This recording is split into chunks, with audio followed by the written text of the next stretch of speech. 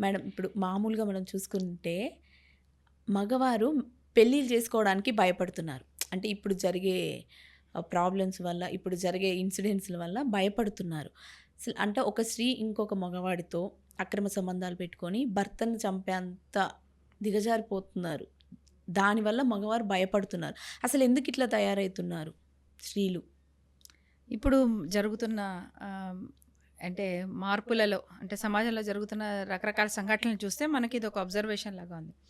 కానీ ఈ ప్రశ్న అడిగే ప్రతి వారికి నేను చెప్పే సమాధానం, నేను మొదట ఏమడుగుతున్నానంటే, మన దేశంలో పర్టికులర్‌గా మన దేశంలో స్త్రీలు ఎన్ని సంవత్సరాలుగా, ఎన్ని దశాబ్దాలుగా వరకట్న వేధింపుల వల్ల చనిపోతున్నారు.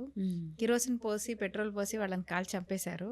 కడుపుతో ఉన్న వాళ్ళని కూడా అంటే ఆడపిల్లల్ని కంటోందని చెప్పేసి చంపేసిన వాళ్ళు ఉన్నారు. బయటికి పంపించేసిన వాళ్ళు ఉన్నారు. అలాగే కొన్ని తరాల పాటు మనం కూడా చూసాము. ఇక్కడ భార్య ఉన్నా కూడా ఆ సందులో ఇంకొక స్త్రీనో లేకపోతే క్యాంపుల పేరుతో వేరే ఊళ్ళు వెళ్తే అక్కడ మరొకరితో సంబంధాలు పెట్టుకోవడము చూసిన మగవాళ్ళని మనం చూస్తున్నాము. మనం ఎదిగే క్రమంలో అసలు మన అక్కల్లోనో, మన కజిన్ సిస్టర్స్‌లోనో లేకపోతే మన ఫ్రెండ్ సర్కిల్‌లోనో కనీసం ఒక్కటైనా మనం వరకట్న వేధింపులను చూసే ఉంటాం. అవును మేడం.